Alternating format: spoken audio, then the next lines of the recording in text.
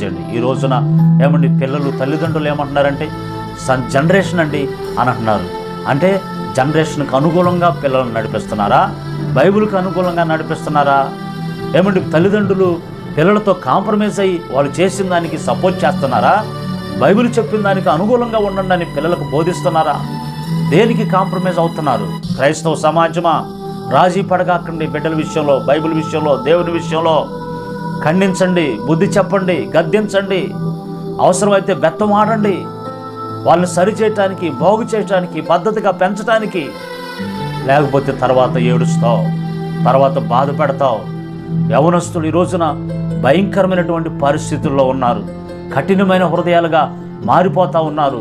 టీవీల్లో ఏం చూస్తున్నారో చూడండి, ఫోనుల్లో ఏం చూస్తున్నారో చూడండి, కేర్ తీసుకోండి. మీ మాట వినకపోతే కఠినమైన ఉపవాసాల్లో ప్రార్థన చేయండి. నా ప్రియ దేవుని బిడ్డలారా, దీనా ఏమండి యాకోబు యొక్క కుమార్తె దీనా ఆ ఎదురు ఉన్న ఊరు చూడటానికని సరదాకి వెళ్ళిపోయింది. ఒక్కతే వెళ్ళిపోయింది.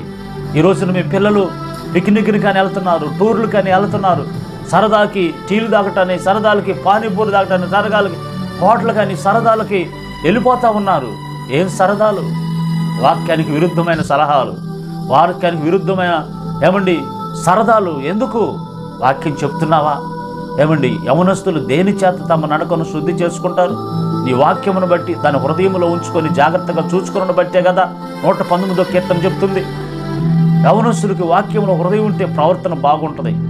నీ బిడ్డలకి వాక్యాన్ని గురించిన శ్రద్ధ, వాక్యాన్ని గురించిన ఆసక్తి, వాక్యాన్ని గురించిన ఏమండి ఇంట్రెస్ట్ నీ బిడ్డలకు కలిగేటట్లుగా చిన్నప్పటి నుంచే పెంచండి, జాగ్రత్త చేయండి. క్రైస్తవ సమాజమా, భయంకరమైన దినాలు ఇవి. పిల్లలు బయటికి వెళితే ఏం జరుగుతున్నాయి